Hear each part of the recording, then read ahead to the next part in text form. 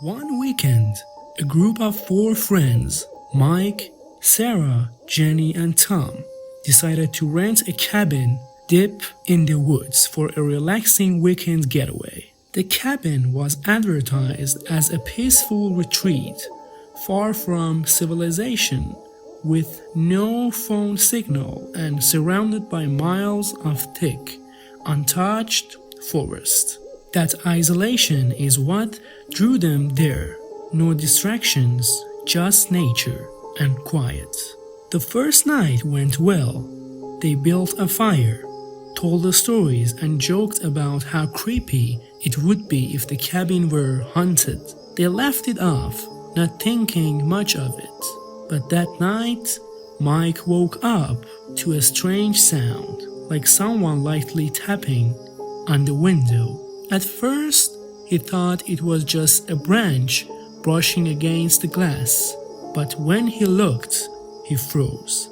There was a figure standing just outside, barely visible through the darkness.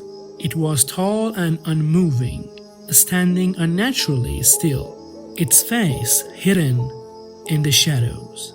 Mike's heart raced, but he convinced himself it was just a trick of the light, or maybe an animal. He didn't wake the others, not wanting to scare them. The next morning, when they went outside, they found something unsettling. Footprints in the soft dirt near the window. The prints led from the woods directly to the cabin, circling it once before stopping abruptly right by the back door. None of them had been outside since they arrived. That night, the air felt heavy, like something was watching them.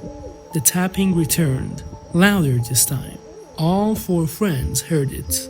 They turned off the lights and peered through the curtains. They're just beyond the tree line. The figure stood again, but this time it was closer. Its head was tilted, as if it was observing them.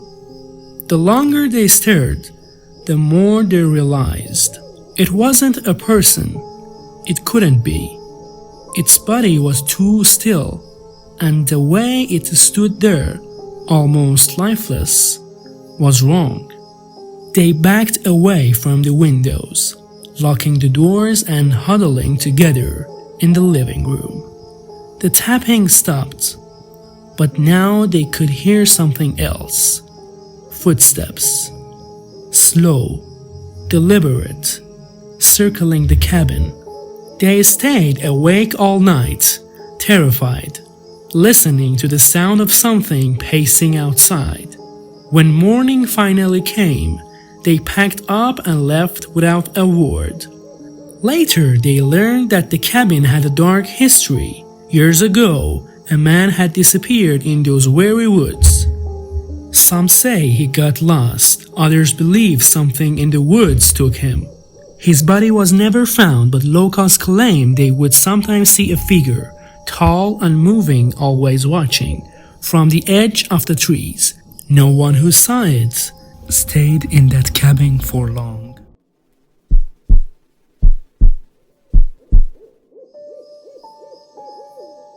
Sarah and John had been looking forward to their weekend getaway for months. The lake house they rented was perfect. Secluded, surrounded by woods, with a private dock leading to a quiet, still lake. The owner had great reviews, and everything seemed set for a peaceful, romantic weekend. But when they arrived, the owner gave them a strange warning. Don't swim in the lake after dark. She didn't explain why, and they brushed it off, thinking maybe it was some local superstition or a way to keep people safe. The first night was calm. They had dinner by the water, watched the sunset, and laughed at the idea that a lake could be dangerous after dark. As the night grew deeper, they went inside to relax. Around midnight, Sarah heard a faint splashing sound coming from the lake. Curious, she looked out the window, expecting to see an animal, maybe a fish jumping. Instead, she saw what looked like a pale face floating in the middle of the lake. Just a face, staring blankly toward the house. She jumped back, her heart pounding. When she called John to look, the face had vanished, leaving only ripples in the water. They told themselves it was nothing, just a trick of the light or their tired minds playing tricks. The next morning, the lake was calm again, the water undisturbed. But the second night, things got worse.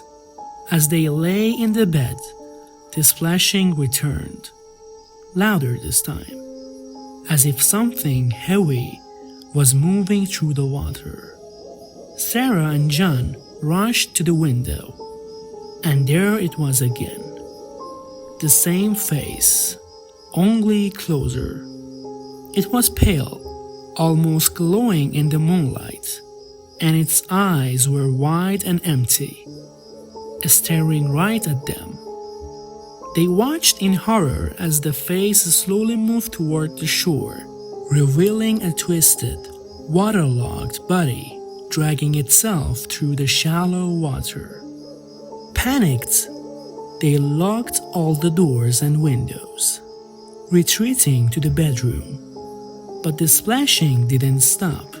It grew louder, more frantic, until it sounded like whatever was in the lake was trying to pull itself onto the dock.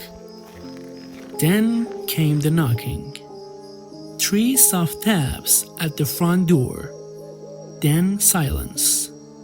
Moments later, the taps came again, this time at the back door. It was moving around the house, knocking slowly, deliberately, as if it wanted to be let inside. The couple didn't sleep that night. They huddled together, listening as the knocks continued for hours, never stopping, never growing louder. Just 3 soft taps over and over. By dawn, the knocking stopped. But the moment the sun rose, they fled the lake house without looking back.